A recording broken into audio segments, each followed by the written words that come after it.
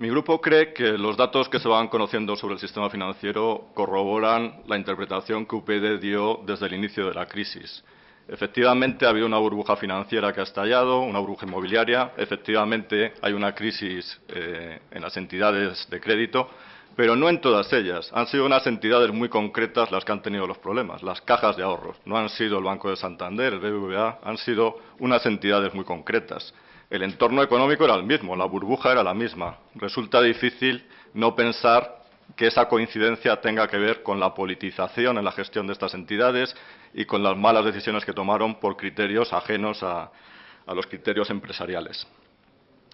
Se nos dice ahora que van a requerir 4 puntos del PIB adicionales de ayuda pública, 40.000 millones de euros. No queremos poner en duda la cifra, al contrario, que queremos creer en la cifra. Tenemos necesidad de creer en la cifra, dado todas las instituciones involucradas. Pero si la cifra es cierta, nos surgen algunos comentarios que no podemos dejar de hacer.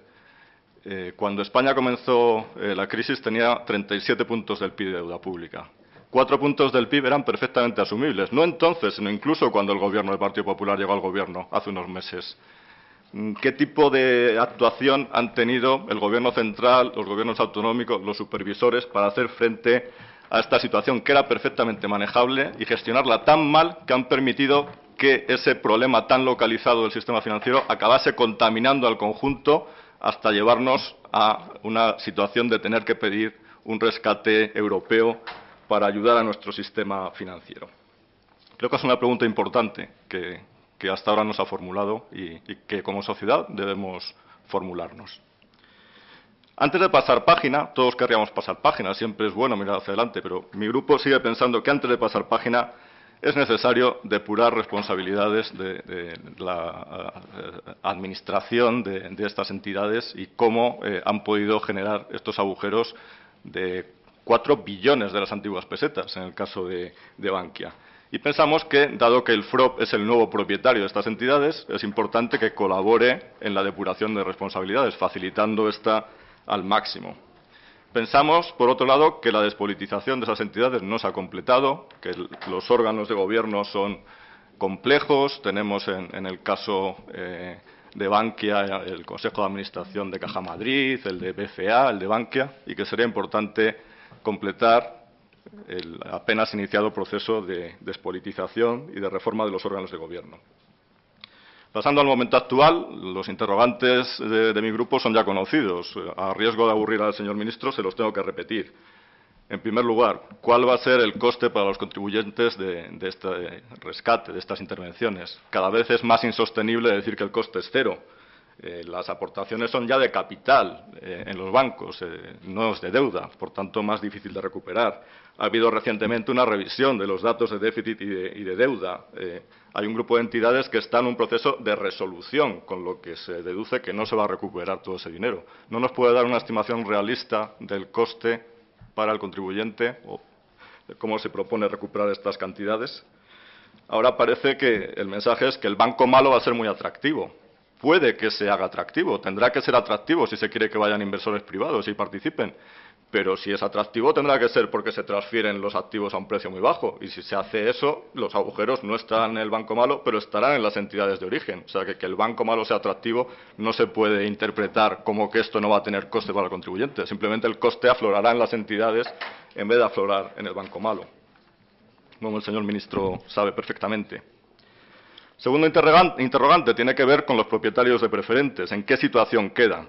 Cada vez parece más claro que quedan en una situación muy comprometida, que van a ser tratados como acreedores de buena fe, aunque muchos sean en realidad inversores minoristas estafados, y querría que el señor ministro les tranquilizase si no es así, o les explicase la verdadera situación, si, como nos tememos, van a acabar sufriendo fuertes pérdidas.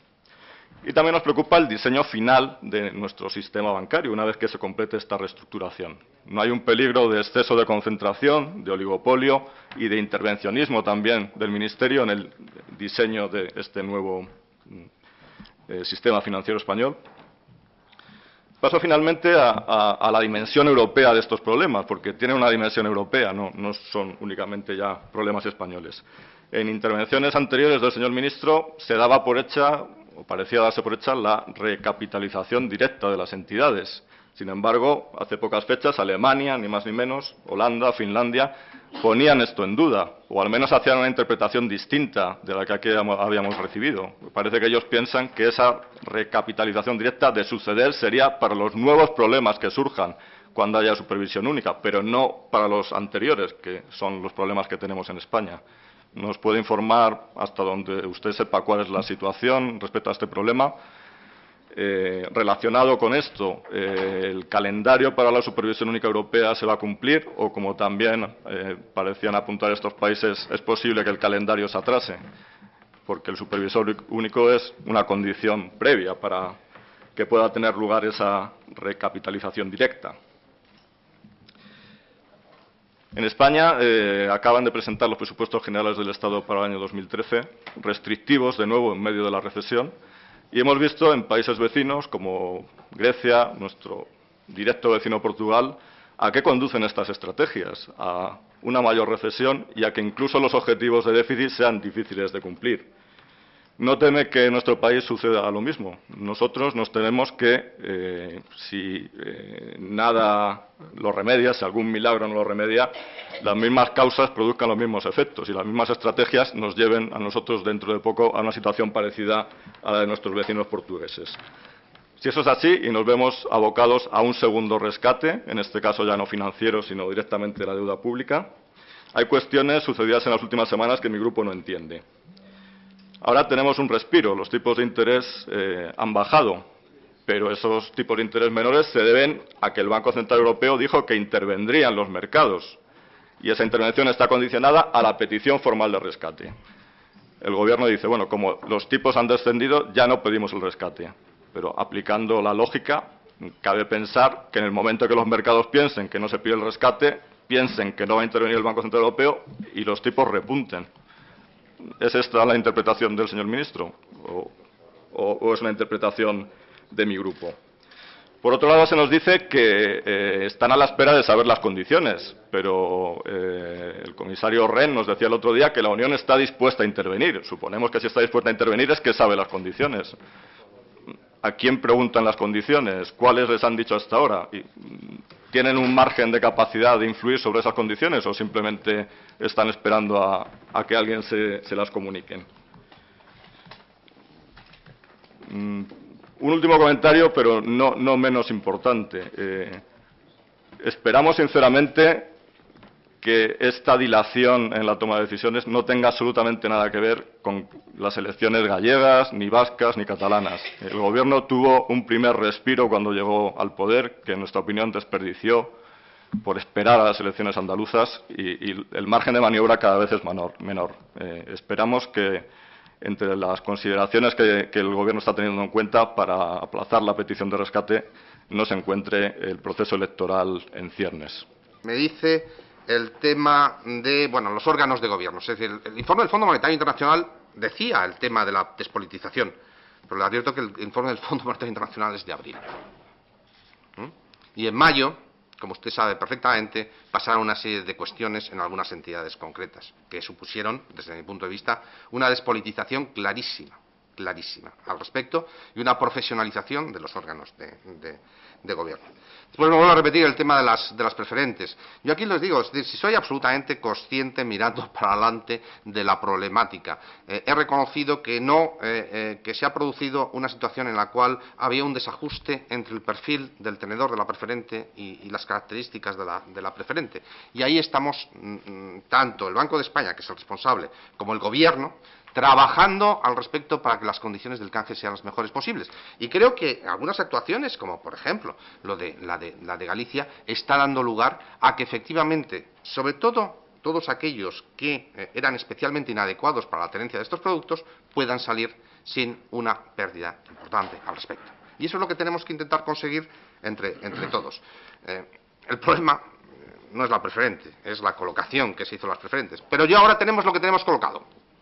Y me tengo que enfrentar a eso como ministro de Economía y como responsable de Expresión. No tenga usted la más mínima duda que voy a hacer todo lo posible, teniendo en cuenta que hay una normativa comunitaria de ayudas públicas que aplica el comisario Almunia, que efectivamente tenemos que respetar al respecto.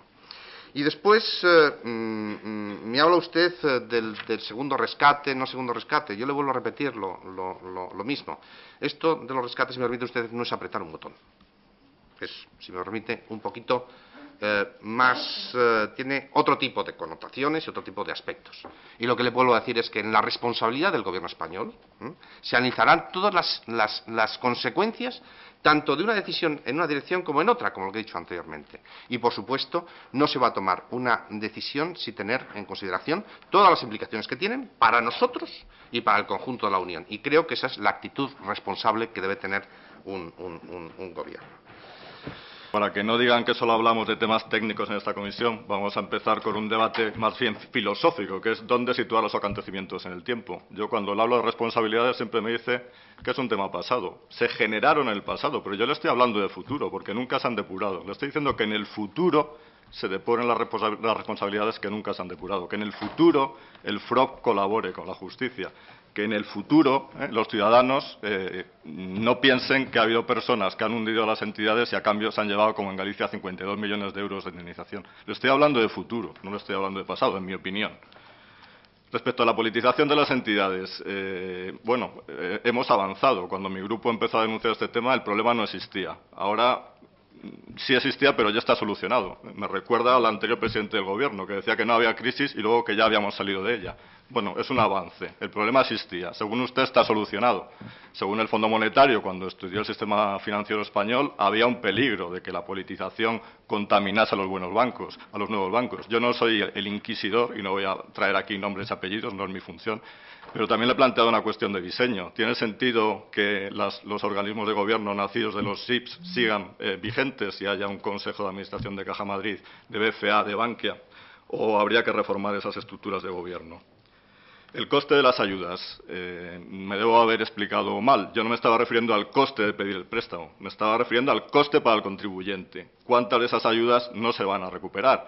Porque ahora el Estado es el accionista mayoritario en algunas entidades en quiebra y no suele ser un buen negocio ser accionista de entidades en quiebra. No se suele ganar mucho dinero con ese tipo de inversiones. Mi pregunta es ¿cuánto dinero se va a perder? Ese es el coste al que me estaba refiriendo. Respecto al banco malo, estoy de acuerdo con usted y me alegro que coincidamos que hay que ver en conjunto el banco malo con la entidad de origen. Es decir, no nos vengan dentro de unos meses diciendo el banco malo ha sido un gran negocio, ha habido inversores privados, se ha ganado dinero. Bueno, habrá que ver eso en conjunto con la entidad de origen. A lo mejor eso que se logra el banco malo se ha cubierto con dinero público en la entidad de origen. En el tema de las preferentes, ahora soy yo quien le pide, no mira al pasado, mira al futuro. La comercialización fue mala, estoy de acuerdo, pero el problema no es esa comercialización que haya sucedido, son las personas que han sufrido las consecuencias y cuyo problema todavía no ha encontrado solución. Y por último, creo que es el tema tal vez más importante que ahora enfrenta nuestro país, que es la posibilidad o no de ese segundo rescate y insisto en que creo que sería una buena ocasión de disipar incertidumbres en una u otra dirección, pero mantener este compás de espera a expensas de que nos den unas condiciones que se transmiten por correo electrónico en media hora durante semanas o meses, creo que no es muy buena política de cara a los mercados o a la opinión pública.